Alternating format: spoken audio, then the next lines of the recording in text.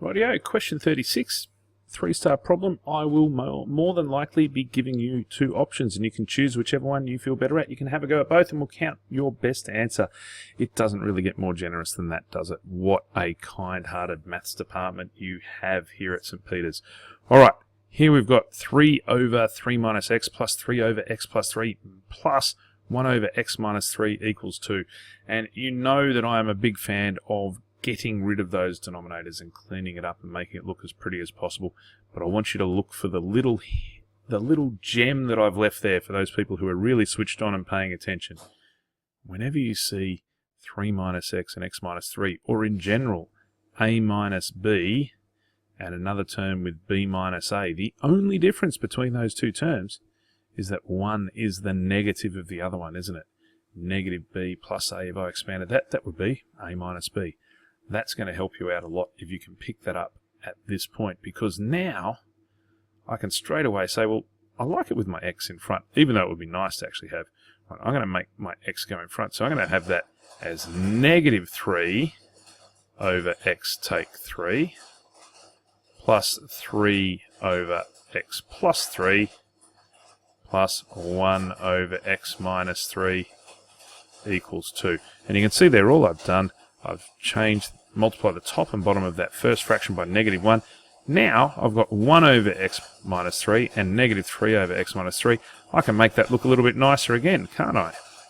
So 1 minus 3 is negative 2. So I'm going to have 3 over x plus 3. That bit didn't change.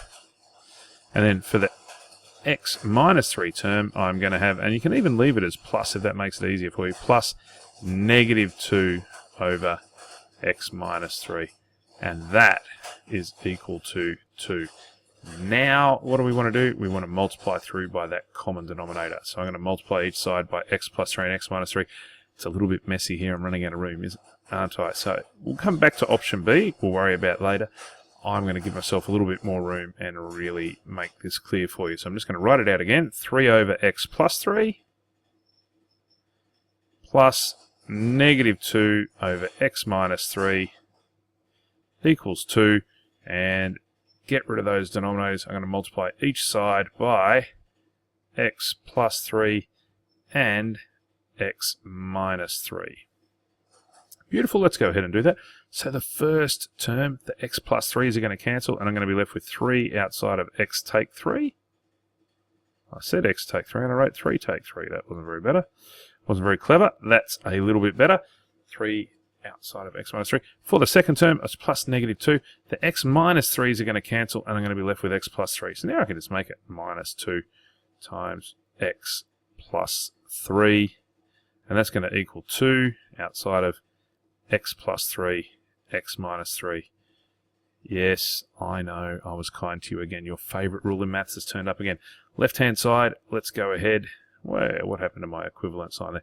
Let's go ahead and expand this. So I've got 3x minus 9, negative 2 by x is negative 2x minus 6. And on the right-hand side, I've got 2. These brackets, difference of 2 squares. You got excited, nearly as excited as I did. 2 outside of x squared, take 9. Simplify each side again. We haven't got to the point where we need to join them together yet. So 3x minus 2x is just x. Negative 9, take away another 6, negative 15. So x minus 15 is going to equal 2x squared minus 18. We have a quadratic. With every quadratic, you want to set it equal to 0 and factorize to solve, or you could use the quadratic formula if you were really keen, but I love trying to factorize, so let's see if it's going to work. So I'm going to subtract these two terms, get everything on the one side. So my 2x squared stayed where it was. This x, I had to subtract x from each side to eliminate it from the left. I had to subtract x, so I do the same on the other side, so it becomes minus x.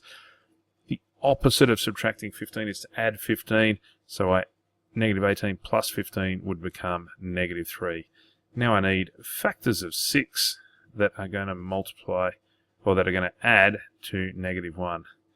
And here we go, 2x and x. Obviously it's 3 and 2. Negative 3 and positive 2 are what I'm going to need to end up with negative 1. That must mean I've got the negative 3 from 3 times x, and the positive 2 comes from the 2 times the 1.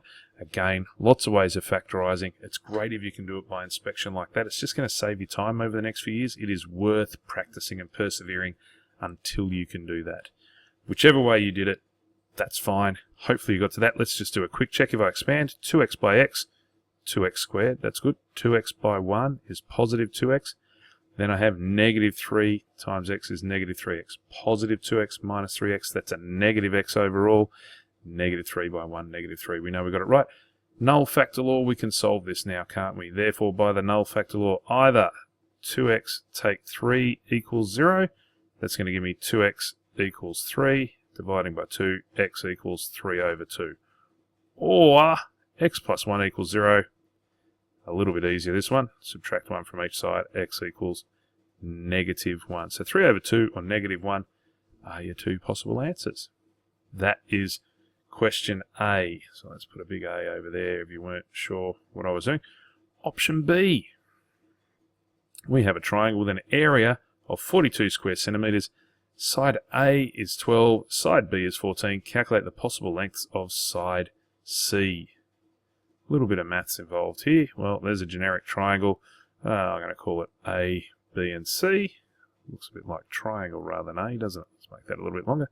A, B, and C. Remember, capital letters for the vertices, lowercase letters for the sides. So little a is 12, little b is 14, and I want to find the length of little c. And they've given me an area. Now, I don't know what c is. I could, if I knew Heron's formula, go ahead and do it, but it's probably a little bit complicated anyway.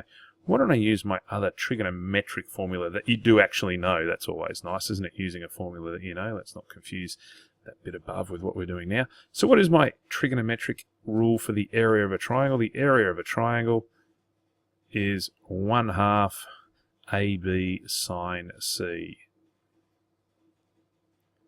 Well, we can fill this in, can't we? So the area of the triangle is 42, and that's going to equal 1/2. A is 12, B is 14, sine C. Checking that carefully, we've got 42 equals 1/2 of 12 is 6. 6 by 14 is 60, and 24, 84. Sine, and I said C, and it really looks like a 6, that other one. I got a little bit sidetracked there. That's a bit better. 84 sine C. Obviously, want to divide by 84 to get sine C on its own. 42 divided by 84. Gee, Chewers was being nice when he wrote this question. That's just 1/2 sine C. So, when do I get sine C equals 1/2 from? You're already screaming at me. Your unit circle and your best friend's little buddies. Some of you are just reaching for your calculator and doing arc sine, but let's just think about it first. My sine axis, the vertical axis here, where is that equal to 1/2? Halfway between 0 and 1. I'm going to say it's about there. I didn't like it when I did that. I hung on for too long. Oh, look at that. It's just missed. There we go. We'll get our half eventually. There are two. Oh, look at that. There's a new. Oh, will remind me later. We're busy here. Two places where I could be. Either there or there. Two possible values. Interesting. We'll see if that helps us out at all. So there we go. There are two possible values. What are those values? 1 in quadrant 1 and 1 in quadrant 4. I need my reference angle. The reference angle for 1/2 comes from our beautiful best friend's little buddy, or special angle triangle. 30 degrees is opposite the smaller side, 60 degrees is opposite the longer side of root 3. Sine is opposite over hypotenuse, so it's 30 degrees. It's going to give me 1 as the opposite side and 2 as the hypotenuse. So C is going to equal either 30 degrees or it could equal 150 degrees. So although I drew a generic triangle there and thought about it that way, if the 14 and 12 were really quite far apart like that, and then I join them up, and obviously this is not to the same scale as the previous one, then that area could possibly equal the same area as the other one. I could have one where it's taller and narrower, and one where it's wide and shorter, but the areas are the same. So we need to think about our unit circle whenever doing the arc sine of something, and that will help us. That's just another way we can introduce the ambiguous case. What does that mean in terms of finding the other length? Well, I need to scroll up and give ourselves just a little bit more room here. So let's say I've got the two possible angles here. It's 30 or 150. Oh, how do I find a length if I know two sides of the angle in between? Cosine rule. All right, this is little c on its own, so c squared is going to equal a squared plus b squared minus 2ab cosine of c. We've got two possible values, so case 1, c equaling 30 degrees. That seems reasonable. C squared is going to equal a squared, which is 12 squared, plus 14 squared, minus 2 by 12 by 14, multiplied by the cosine of 30. Oh, look, we've got 30 over here. Cosine of 30 is root 3 over 2. Well, that's not too bad, is it? Let's neaten that up a little bit. C squared is going to be 144 plus 196. What's that? 150, 250, 340. You really should check that. I hope I get that right. Here I'm going to cancel the 2 and the 2. 12 14s. We did that before, didn't we? 168, so that's minus 168 root 3. And why I'm bothering to do all this when I've got c squared there and we want to calculate the possible lengths of side c. Also, I could find the exact value. C is going to be the square root of 340 minus 168 root 3. Isn't that a beautiful number? It's exact, but probably you guys are going to want to reach for your calculator there and have a little look and see what you can get that to be. What's the other thing we've got left to do? Case 2. I will go back to my calculator and do that. Let's see, equals 150 degrees. What's the only difference there? Well, c squared is going to equal 150. Cosine's negative in this quadrant, isn't it? It's going to be negative root 3 over 2. So it's going to be the same thing, except I'm going to have 340 plus 168 root 3. So when I do, all I do is if there's a minus there, the number's going to be the same, but a negative times a negative is going to be a positive. And c is going to equal approximately, or at this stage it's still equal to, the square root of 340 plus 168 root 3. Square root of all of that, so c is approximately equal to. It is calculator time. Let's see how it copes with all of those. Can we clear that? I don't really use my calculator very often, as many of you would know, so let's see how we go. 340 minus 168 root 3. I'm just going to do it in 2 steps. It's going to make my life a little bit easier.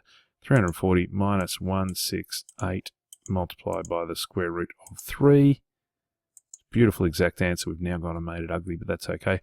What do I want to do from there? I want to square root it or raise it to the power of 0.5, for they are the same thing. And that gives me approximately 7. Now this was in centimetres, so we'll include our units, 7 centimetres. That seems reasonable. What about the other one?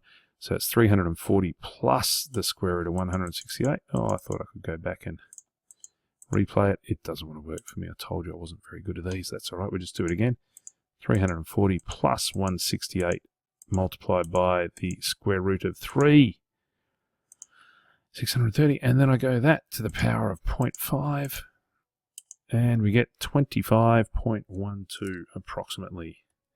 So here's approximately 25.12 centimetres. What am I doing? Degrees. This is a little c. This is a distance. And they are your two possible values. You have completed your little practice paper. Similar sort of standard to be expected. Don't expect to have the same questions with numbers change. It's not going to happen. But the skills and the techniques that we've used over these questions are what you're going to need for the actual exam. You can do it. Try and remember all your maths. The best way to do that is to keep practicing. Make sure during the term you're practicing. We've still got 3 weeks till the exam. Keep up those practice levels and good luck with your studying. It's going to be of real benefit to you when you go into your senior studies, whether it's IB or Maths B, Maths C. Keep up the good work. Good luck with the real exam. Cheers.